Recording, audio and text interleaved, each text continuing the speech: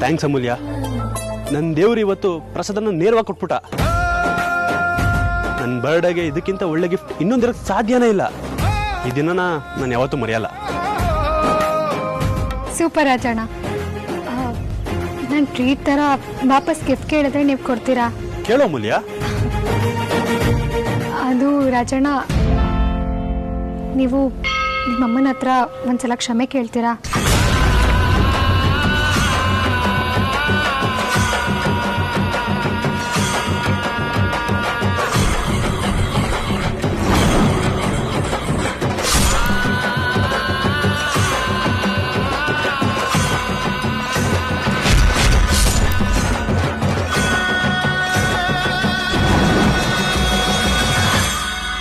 ಏನು ಹೇಳ್ತಿದ್ಯಾ ನೀನು?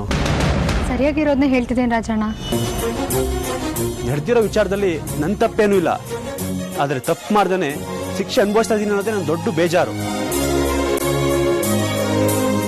ಅಣ್ಣ ನನ್ನ ನಿರಪರಾಧಿ ಅಂತ ಒಪ್ಕೋಬೇಕು, ಅದೇ ನನ್ನ ಆಸೆ ಅಮೂಲ್ಯ. ಗೊತ್ತಿದೆ, ಇಷ್ಟು ದಿನ ನಿಮ್ಮನ್ನು ನೋಡಿರೋ ನನಗೆ ನೀವು ತಪ್ಪು ಮಾಡಿರೋದಕ್ಕೆ ಸಾಧ್ಯ ಇಲ್ಲ ಅನ್ನೋದು ಕೂಡ ಗೊತ್ತಿದೆ. ನಿಮ್ಮಮ್ಮನ ವಿಷಯದಲ್ಲಿ ನೀವು ದುಡ್ಕಿರೋದಕ್ಕೆ ಒಂದು ಬಲವಾದ ಕಾರಣ ಇದೆ ಅನ್ನೋದು ಕೂಡ ನಂಬಿಕೆ ಇದೆ. ಹಾಗೆ ನಂಗೆ ವೇದಾಂತ ಮೇಲೆ ಕೂಡ ನಂಬಿಕೆ ಇದೆ. ನಿಮ್ಮ ದೃಷ್ಟಿಯಲ್ಲಿ ಸರಿಯಾಗಿರೋದು ಅವ್ರ ದೃಷ್ಟಿಯಲ್ಲಿ ತಪ್ಪಾಗಿ ಕಾಣಿಸ್ತಿದೆ. ಈಗ ಯಾರು ಸರಿ ಅಂತ ಹಠ ಮಾಡೋದ್ರಲ್ಲಿ ಅಂದ್ಕೊಂಡಿರೋದು ಆಗಲ್ಲ ರಾಜಣ್ಣ. ಎಲ್ಲನೂ ಇಲ್ಲಿಗೆ ಬಿಟ್ಬಿಡೋಣ. ನೀವು ನಮ್ಮನೇಲಿ ಇರ್ತೀರಾ ಅಂದ್ರೆ ನನ್ನಷ್ಟು ಖುಷಿ ಪಡೋರು ಯಾರು ಇರಲ್ಲ. ಯಾಕೆ ಅಂದ್ರೆ ನೀವು ನಮ್ಮ ಮನೆಗೆ ಬಂದಾಗಿಂದ ನಮ್ಮ ಅಪ್ಪಂಗೆ ಏನೋ ಒಂಥರ ಧೈರ್ಯ. ಆದರೆ ನೀವು ವೇದನ್ ಜೊತೆ ಮಾತಾಡುವಾಗ ಅವ್ರ ಜೊತೆಲಿರುವಾಗ ಆ ಧೈರ್ಯ ಖುಷಿ ನಿಮ್ಮಲ್ಲಿ ನಾನು ಕಂಡಿದ್ದೀನಿ. ಅದಕ್ಕೆ ನೀವು ವೇದನ್ ಮನೇಲಿ ವಸಿಷ್ಠ ಮ್ಯಾನ್ಷನ್ಗೆ ಉಳಿಬೇಕು. ಅದೇ ನ್ಯಾಯ. ಅದು ಈಡೇರಬೇಕು ಅಂದರೆ ವೇದನ್ ನಿಮ್ಮಲ್ಲಿರೋ ಕೋಪನ ಮರಿಬೇಕು ಅಂದರೆ ಆ ಕೋಪಕ್ಕೆ ಕಾರಣ ಆದ ಘಟನೆನ ನೀವೇ ಸರಿ ಮಾಡಬೇಕು. ನೀವು ತಪ್ಪು ಮಾಡದೇ ಇದ್ರು ನಿಮ್ಮ ತಾಯಿ ಹತ್ರ ತಾನೆ ಅಂತ ಅಂದ್ಕೊಂಡು ಕ್ಷಮೆ ಕೇಳ್ಬಿಡಿ. ತಾಯಿ ಹತ್ರ ಕ್ಷಮೆ ಕೇಳೋದ್ರಲ್ಲಿ ಯಾವ ಅಹಂಕಾರಕ್ಕೂ ಪೆಟ್ಟು ಬೀಳಲ್ಲ. ಪ್ಲೀಸ್ ರಾಜಣ್ಣ, ನನಗೋಸ್ಕರನಾದ್ರು ಇದೊಂದೇ ಒಂದ್ಸಲ ಈ ರೀತಿ ಮಾಡಿಬಿಡಿ. ಇದರಿಂದ ಎಲ್ಲನೂ ಸರಿ ಹೋಗುತ್ತೆ ಅನ್ನೋ ನಂಬಿಕೆ ನನಗಿದೆ.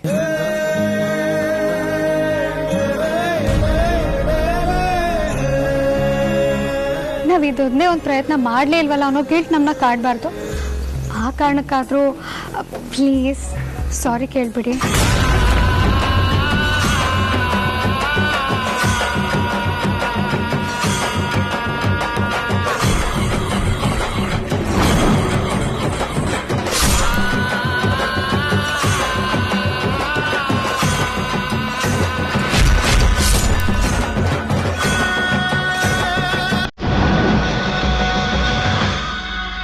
ಮೇಲಾದರೂ ಹೆಲ್ಮೆಟ್ ಹಾಕೊಳ್ಳೋದನ್ನ ಮರಿಬೇಡ. ರಸ್ತೆಯಲ್ಲಿ ವೆಹಿಕಲ್ಸ್ ತುಂಬ ಜಾಸ್ತಿ ಆಗಿದ್ದಾವೆ.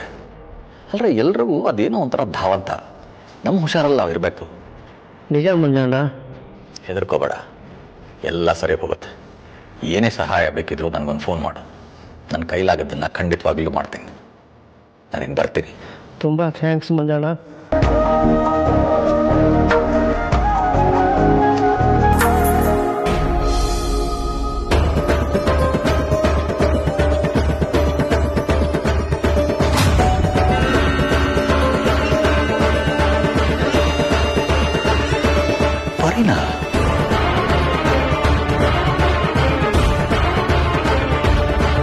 ಪರಿ ಥರನೇ ಕಾಣಿಸ್ತಾ ಇದ್ದಾಳಲ್ವಾ?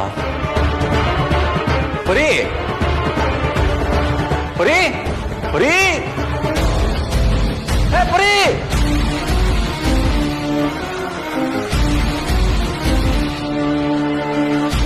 ಪರಿ ಅಲ್ಲ ಅನ್ಸುತ್ತೆ. ಇಲ್ಲಾಂದ್ರೆ ನಾನು ಕೂಗಿದ್ದು ಕೇಳೋ ಹಾಗೆ ಇತ್ತು. ಅವಳು ತಿರುಗಿ ನೋಡ್ಬೇಕಾಗಿತ್ತಲ್ಲ.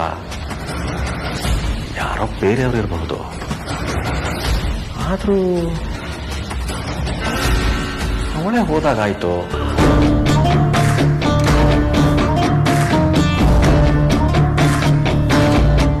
ಪುರಿನೇ ಇದ್ದಂಗಿದ್ಲಲ್ಲ, ಅವಳು ಇಲ್ಲಿ ಯಾಕೆ ಬರ್ತಾಳೆ?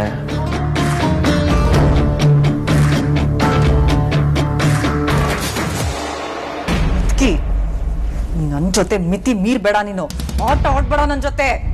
ಏ ನಿನಗೇನೇ ಆಯಿತು ಸಡನ್ನಾಗಿ ನನ್ನನ್ನು ಮುದುಕಿ ಅಂತ ಇದೆಯಾ? ನೀನು ಯಾವಾಗಲೂ ಹೀಗೆ ಇರ್ತೀನಿ ಅಂತ ಅಂದ್ಕೊಳ್ಬೇಡ. ನಿನಗೂ ವಯಸ್ಸಾಗತ್ತೆ. ನನ್ನ ವಯಸ್ಸಿಗೆ ನಿನ್ನ ಪರಿಸ್ಥಿತಿ ಇನ್ನೂ ಕೆಟ್ಟದಾಗಿರುತ್ತೆ. ಮಾತಾಡ್ಬೇಡ ನನ್ನ ಜೊತೆ. ನನಗೇನೆ ನಿದ್ರೆ ಮಾತ್ರೆ ಹಾಕಿ ಕಷಾಯ ಅಂತ ಸುಳ್ಳು ಹೇಳಿ ಕುಡಿಸ್ತ್ಯಾ? ಇವೆಲ್ಲ ಇಷ್ಟೊಂದು ಮುಂದುವರಿತೀರ ಅಂತ ನಾನು ಅನ್ಕೊಂಡಿರ್ಲಿಲ್ಲ. ನೀನು ಅಂಥ ನೀಚ್ ಕೆಲಸ ಮಾಡ್ತೀಯ ಅಂತ ನಾನು ಅಂದ್ಕೊಂಡಿರ್ಲಿಲ್ಲ. ಆದ್ರೆ ನೀನ್ ಮಾಡ್ಲಿಲ್ವಾ? ಆಗ ನಿನ್ ಬಗ್ಗೆ ನನಗೆ ಗೊತ್ತಾದಾಗ ಇದಕ್ಕಿಂತ ಜಾಸ್ತಿನೇ ಕೋಪ ಬಂದಿತ್ತು.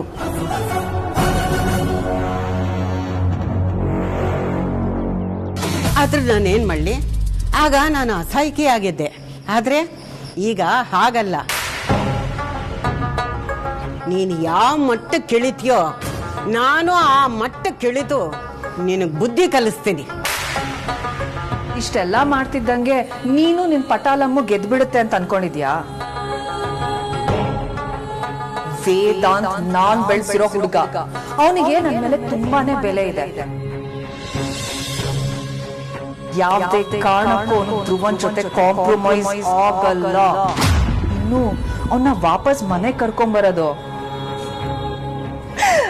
ಕನ್ಸಿನ ಮಾತು.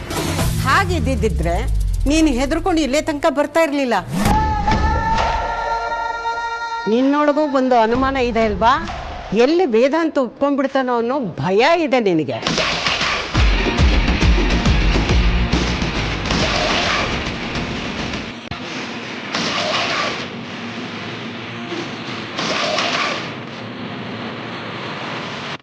ನಿನ್ ಭ್ರಮೆ ಅದು. ನಾನಿಲ್ಲಿ ಬಂದಿದ್ದು ಅನುಮಾನದಿಂದನೋ ಅಥವಾ ಭಯದಿಂದನೋ ಅಲ್ಲ. ನಿನ್ನ ಸೋಲನ್ನ ನೋಡಿ ಚಪ್ಪಾಳೆ ಹೊಡೆಯೋದಕ್ಕೆ. ಅಂತ ಅವಕಾಶ ಕಳ್ಕೊಡಕ್ಕೆ ನಾನ್ ರೆಡಿ ಇಲ್ಲ ಅಮ್ಮ.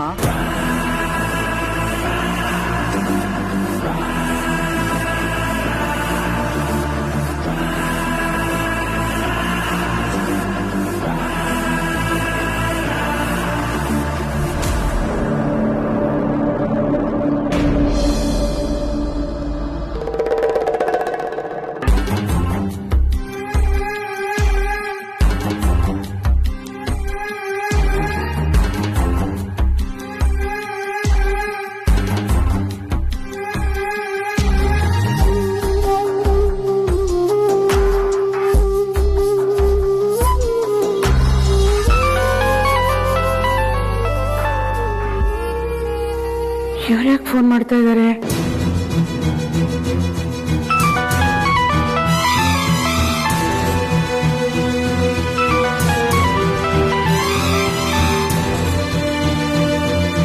ಇವಳು ಯಾಕೆ ಫೋನ್ ರಿಸೀವ್ ಮಾಡ್ತಾ ಇಲ್ಲ?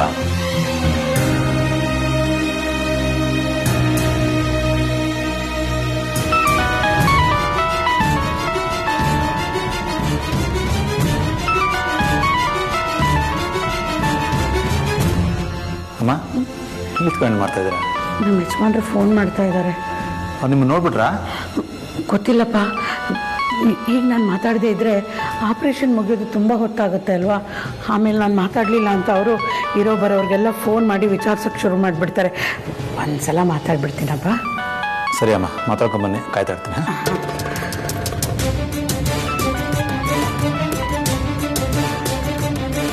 ರೀ ಹೇಳ್ರಿ. ಬರೀ ನೀನು ಆಸ್ಪತ್ರೆಗೆ ಬಂದಿದ್ಯಾ? ಅಯ್ಯೋ, ನಾನು ಯಾಕ್ರಿ ಆಸ್ಪತ್ರೆಗೆ ಬರಲಿ? ನಾನೊಬ್ಳೆ ಆಸ್ಪತ್ರೆಗೆ ಬರೋಂಥದ್ದು ನನಗೇನಾಗಿದೆ? ನಿನಗೇನೋ ಆಗೋದು ಬೇಡ ಮಾರಾಗಿತ್ತಿ. ನಾನು ಇಲ್ಲೇ ಆಸ್ಪತ್ರೆಗೆ ಬಂದಿದ್ದೆ. ನಿನ್ನನ್ನು ನೋಡ್ದಂಗಾಯ್ತು. ಕರೆಯೋಕ್ಕೂ ಕರೆದೆ, ನಿನಗೆ ಕೇಳಿಸ್ಲಿಲ್ಲ ಅನ್ಸುತ್ತೆ. ಯಾವುದಕ್ಕೂ ಒಂದ್ಸಲ ನೀನೇ ಇರ್ಬೋದು ಅಂತ ಫೋನ್ ಮಾಡಿದೆ. ಅಯ್ಯೋ, ನೀವು ಯಾಕ್ರಿ ಆಸ್ಪತ್ರೆಲಿದ್ದೀರಾ?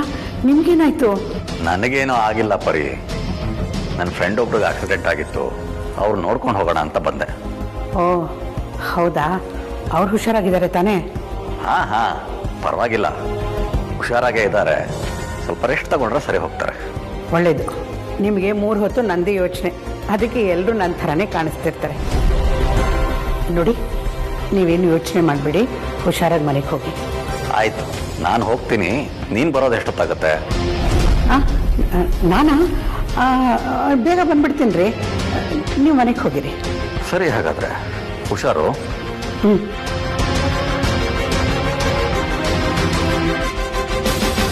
ಅಪ್ಪ,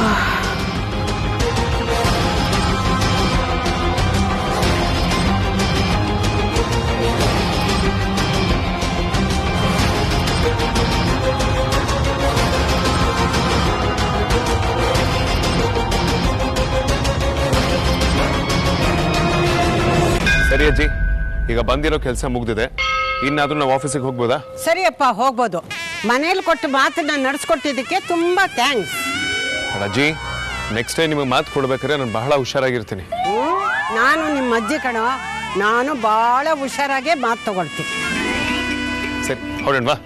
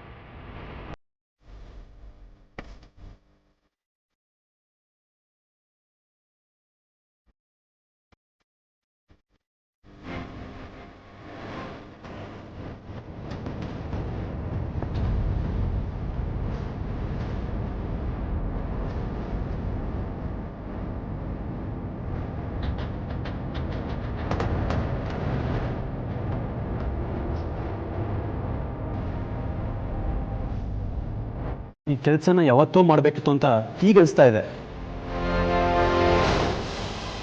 ಆದರೆ ಕೆಟ್ಟ ಬುದ್ಧಿ ಬಂತು ಅಂತ ಹೇಳೋದು ನಿಜಾನೇ. ನನಗೆಲ್ಲ ಲೇಟಾಗಿ ಅರ್ಥ ಆಯಿತು.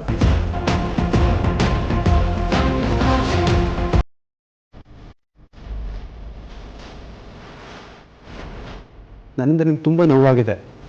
ಎಲ್ಲ ಗೊತ್ತಿಲ್ಲದೆ ಮಾಡಿಬಿಟ್ಟೆ. ತಪ್ಪೇನೋ ನಂದೆ. ನನ್ನ ಕ್ಷಮಿಸ್ಬಿಡಿ ಅಮ್ಮ.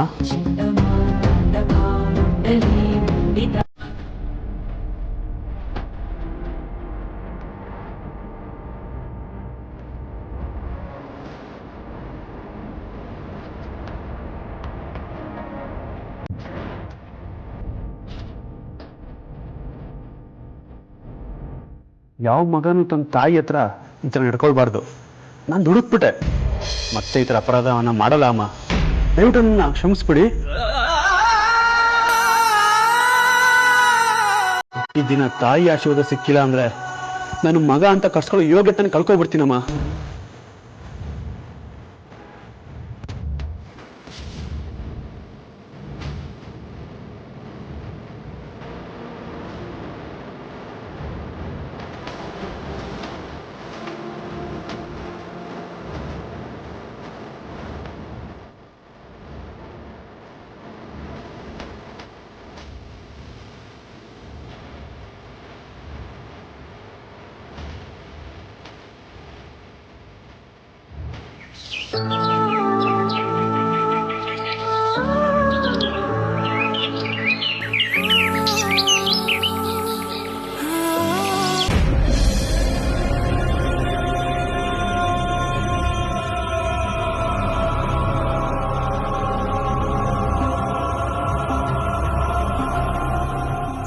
ಯಾಕೋ ತುಂಬಾ ಓವರ್ ಆಗಿ ಆಡ್ತಾ ಇದ್ದಾನೆ.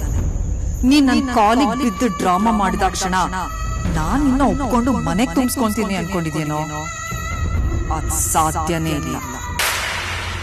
ಕ್ಷಮೆ ನನಗೆ ಬೇಕಾಗಿಲ್ಲ ಕಣೆ ಸುವಾಸಿನಿ. ಅಣ್ಣ ನನ್ನ ಕ್ಷಮಿಸಿ ಒಪ್ಕೊಳ್ಬೇಕು. ಅದಕ್ಕೋಸ್ಕರ ಇದನ್ನ ಮಾಡ್ತಾ ಇದ್ದೀನಿ.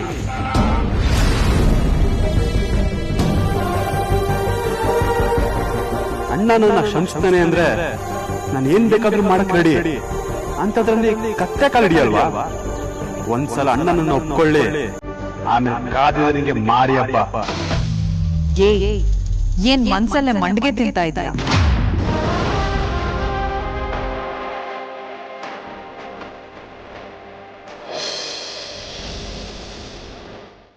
ಪಾಪಿ ಅಮ್ಮ, ನನಗೆ ಗೊತ್ತು ನಾನು ಮಾಡಬಾರ್ದು ಕೆಲಸ ಮಾಡಿದ್ದೀನಿ.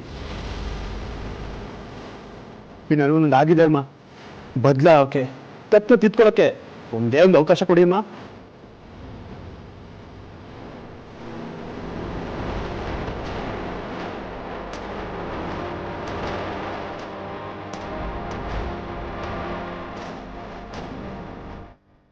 ನಾನು ಮಾಡಿರೋ ಅಪರಾಧಕ್ಕೆ ದೇವ್ರಿಗೆ ಸರಿಯಾದ ಶಿಕ್ಷಣ ಕೊಟ್ಟಿದ್ದಾನೆ.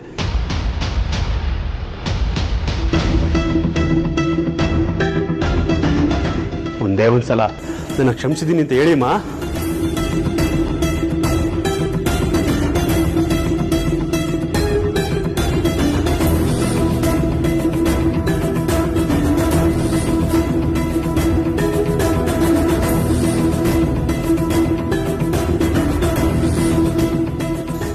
ಧ್ರುವ, ಇದ್ಯಾವ ಹೊಸ ನಾಟಕ ಆಡ್ತಾ ಇದೆಯಾ ನೀನು?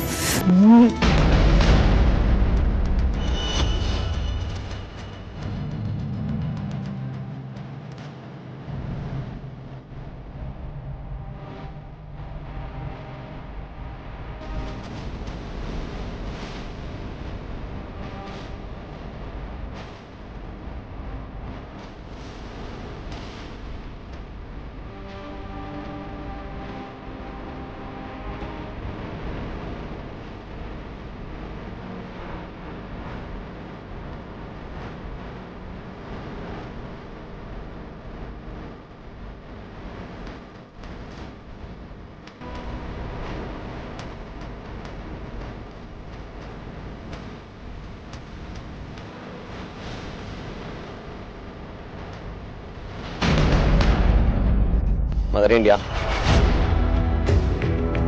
ಆಗಿದ್ದಾಗೋಯ್ತು. ಧ್ರುವನೇ ಕಾಲಿಗೆ ಬಿದ್ದು ಕೇಳ್ಕೊಳ್ತಿದ್ದಾನೆ, ಕ್ಷಮಿಸ್ಬೇಡಿ.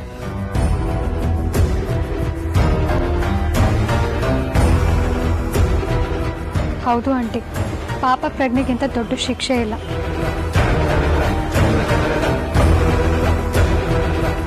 ಅದನ್ನ ರಾಜಣ್ಣ ಈಗಾಗಲೇ ತುಂಬಾ ಅನುಭವಿಸ್ಬಿಟ್ಟಿದ್ದಾರೆ.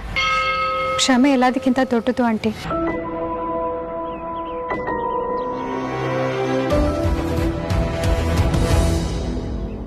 ಪ್ಲೀಸ್ ಇದೊಂದೇ ಒಂದ್ಸಲ ಅವ್ರನ್ನ ಕ್ಷಮಿಸ್ಬಿಡಿ.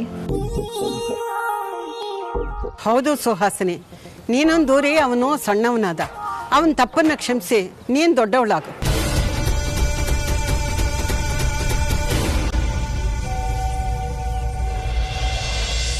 ಅಮ್ಮ, ದ್ವೇಷ ನಮ್ಮನ್ನು ಹಾಳು ಮಾಡತ್ತೆ, ಪ್ರೀತಿ ನಮ್ಮನ್ನು ಒಟ್ಟಿಗೆ ಇಟ್ಕೊಳತ್ತೆ. ಅದು ಅಲ್ಲದೆ ಅವ್ನು ತುಂಬ ವರ್ಷ ಮನೆಯಿಂದ ದೂರ ಇದ್ದಾನೆ ಅಮ್ಮ. ದೇವಸ್ಥಾನದಲ್ಲಿ ಇದ್ದೀವಿ, ಹೊಸ ಜೀವನ ಸ್ಟಾರ್ಟ್ ಮಾಡೋಕ್ಕೆ ಕರೆಕ್ಟ್ ಟೈಮ್ ತಾನೇ ಇದು.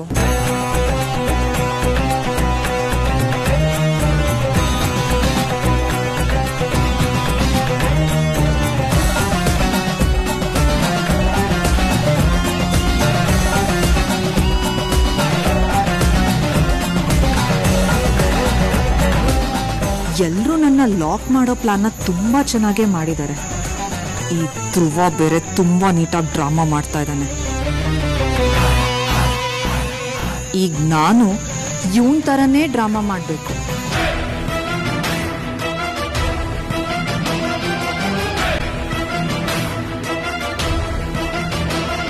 ಮದರ್ ಇಂಡಿಯಾ, ಇನ್ನೂ ಏನು ಯೋಚನೆ ಮಾಡ್ತಿದ್ದೀರಾ? ಕ್ಷಮಿಸ್ಬೋದಲ್ಲ? ಅಮ್ಮ ಮಗನ ಮಧ್ಯೆ ಕ್ಷಮೆ ಅನ್ನೋ ಮಾತು ಯಾಕಪ್ಪ? ನಾನು ನನ್ನ ಯಾವತ್ತೋ ಕ್ಷಮಿಸಿದೆ ಧ್ರುವ. ನಿನ್ಮೇಲೆ ನನಗೆ ಯಾವುದೇ ರೀತಿ ದ್ವೇಷನೂ ಇಲ್ಲ.